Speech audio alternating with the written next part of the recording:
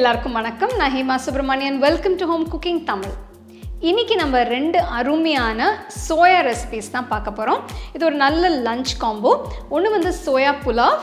நம்ம யூஸ்வலாக புலாவ் ரெசிபீஸ் பார்த்திங்கன்னா வெஜிடபிள் புலாவ் அந்த மாதிரி நிறைய செய்கிறதுண்டு. ஆனால் அந்த சோயா புலாவ் ரொம்ப டிஃப்ரெண்ட்டாக இருக்கும், ரொம்ப டேஸ்ட்டாக இருக்கும். அதோட நம்ம சோயா வச்சு ஒரு அருமையான கபாப் கூட நம்ம எப்படி செய்கிறதுன்னு பார்க்க போகிறோம். ஸோ வாங்க இந்த 2 ரெசிபீஸும் எப்படி செய்கிறதுன்னு பார்க்கலாம்.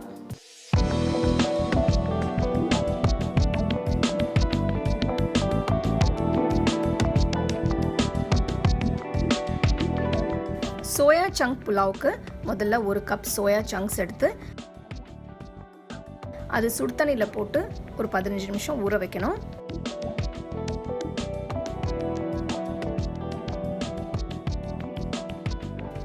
நிமிஷம் கழித்து பார்த்தீங்கன்னா சோயா சங்க்ஸ் நல்லா தண்ணியில் ஊறியிருக்கு. ஊற வச்ச சோயா சங்க்ஸை எடுத்து தண்ணியெல்லாம் சுத்தமாக பிழிஞ்சு தனியாக ஒரு பவுல் எடுத்து வச்சுக்கோங்க. அடுத்தது இந்த சோயா சங்க்ஸை ஊற வைக்க போகிறோம் மசாலாவில். இதுக்கு 1/4 கப் தயிர், 1/4 டீஸ்பூன் மஞ்சத்தூள், 1 டீஸ்பூன் மிளகாய்த்தூள், 1/2 டீஸ்பூன் உப்பு இதெல்லாம் சேர்த்த பிறகு நல்லா மிக்ஸ் பண்ணி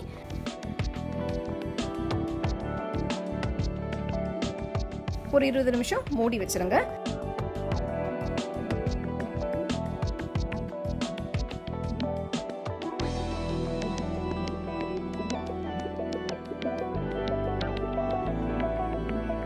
அடுத்தது ஒரு பவுலில் 1 கப் பாஸ்மதி அரிசி எடுத்து சுத்தமாக கழுவி தண்ணியை ஊற்றி ஒரு 20 நிமிஷம் ஊற வைக்கணும்.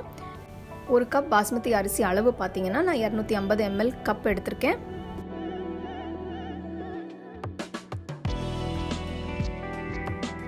அடுத்தது ஒரு ப்ரெஷர் குக்கரில் 2 டேபிள் ஸ்பூன் நெய், 1 டேபிள் ஸ்பூன் எண்ணெயை ஊற்றி இதில் பட்டை, கிராம்பு, ஏலக்காய், பிரியாணி இலை, 1/2 டீஸ்பூன் ஜீரகம் இதை போட்ட பிறகு இதில் 2 பெரிய வெங்காயம் பொடியாக நறுக்கினது, 2 பச்சை மிளகாய் பொடியாக நறுக்கினது இது ரெண்டையும் சேர்த்து நல்லா வதக்கணும். வெங்காயம் நல்ல பொன்னிறமான பிறகு இதில் 1 டீஸ்பூன் இஞ்சி பூண்டு தட்டி போட்டுக்கணும். அடுத்தது 2 தக்காளி பொடியாக நறுக்கினது இதையும் சேர்த்து நல்லா வதக்கணும்.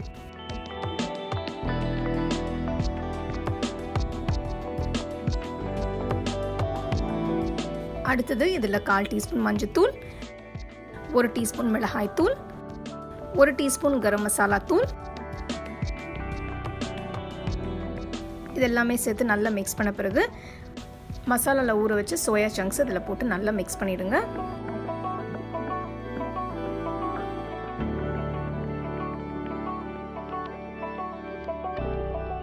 சோயா சங்க்ஸ் போட்ட பிறகு ஒரு 5 நிமிஷம் நல்லா வதங்கின பிறகு அதில் ஒரு கையளவு புதினா இலை, கையளவு கொத்தமல்லி இலை இதையும் சேர்த்து நல்லா மிக்ஸ் பண்ணணும்.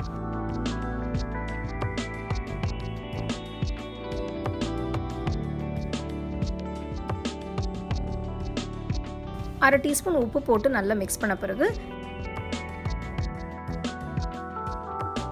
இதில் ஊற வச்ச பாஸ்மதி அரிசியும் போட்டு நல்லா மிக்ஸ் பண்ணணும்.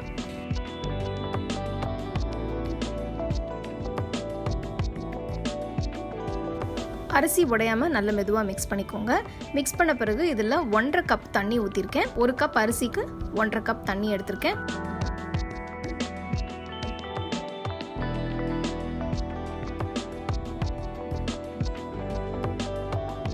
ப்ரெஷர் குக்கரை மூடிட்டு ஆவி வந்த பிறகு வெயிட்டை வச்சு ஃப்ளேம் மீடியமில் வச்சு 2 விசிலுக்கு ப்ரெஷர் குக் பண்ணி எடுத்து வச்சுருங்க. 10 நிமிஷம் கழித்து ப்ரெஷர்லாம் இறங்கின பிறகு ப்ரெஷர் குக்கரை திறந்து பார்த்தீங்கன்னா அருமையான சோயா சங்க்ஸ் புலாவ் ரெடியாக இருக்குது.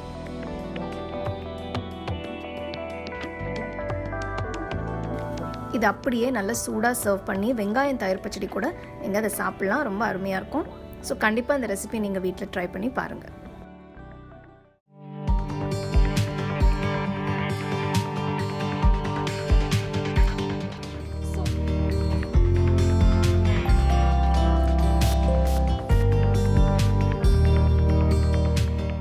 சோயா சங்க்ஸ் கபாப் செய்யறதுக்கு நான் 75 gram medium size soya chunks எடுத்து சுடு தண்ணியில் 1 மணி நேரத்துக்கு ஊற வைக்கணும்.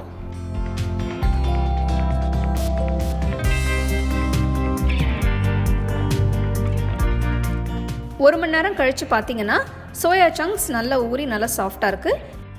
இப்போ தண்ணியிலேருந்து எடுத்து தண்ணியெல்லாம் நல்லா ஸ்குவீஸ் பண்ணிவிட்டு சோயா சங்க்ஸை தனியாக ஒரு பவுலில் வைக்கணும். அடுத்து ஒரு மிக்சர் ஜாரில் 4 பல்லு பூண்டு, ஒரு துண்டு இஞ்சி, 2 பச்சை மிளகா இதெல்லாமே அரைச்சிட்டு இப்போ மிக்ஸி ஜாரை திறந்து சோயா சங்க்ஸை போட்டு இதில் 1/2 டீஸ்பூன் உப்பு போட்டு திருப்பி ஒரு வாட்டி அரைக்கணும். இதை கொஞ்சம் ரஃபாக தான் அரைக்கணும், ரொம்ப ஃபைனாக பேஸ்ட்டாக அரைக்கக்கூடாது. ஸோ பார்த்தீங்கன்னா நல்லா கோர்ஸாக தான் அரைச்சிருக்கேன்.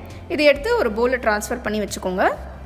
அடுத்து இதில் 1 டீஸ்பூன் சாட் மசாலா தூள், 1/2 டீஸ்பூன் கரம் மசாலா தூள், ஒரு மீடியம் சைஸ் வெங்காயம் பொடியாக நறுக்கினது, பொடியாக நறுக்கின கொத்தமல்லி எல்லாம் கொஞ்சம்,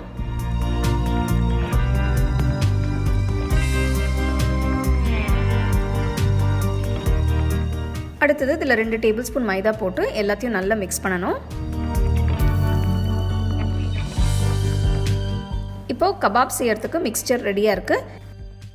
இதுலேருந்து கொஞ்சமாக எடுத்து உங்களுக்கு பிடிச்ச சைஸ்க்கு நீங்கள் தட்டி ஷேப் பண்ணி வச்சுக்கலாம்.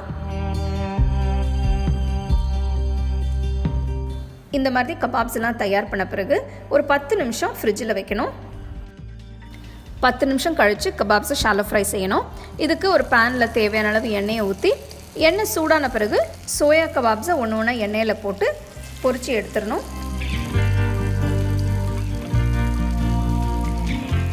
2 பக்கமே நல்ல பொன்னிறம் வர வரைக்கும் பொரித்து எடுத்துருங்க.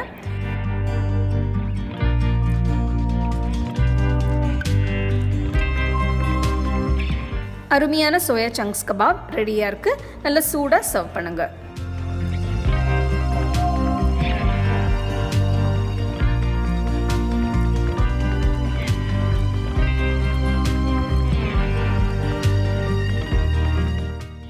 ஸோ 2 சூப்பரான சோயா ரெசிபீஸ் எப்படி செய்கிறதுன்னு பார்த்தீங்க. ஸோ நெக்ஸ்ட் டைம் நீங்கள் சோயா வாங்கினீங்கன்னா இது 2மே நீங்கள் ட்ரை பண்ணி உங்கள் ஃபேமிலி ஃப்ரெண்ட்ஸோடு ஷேர் பண்ணுங்கள்.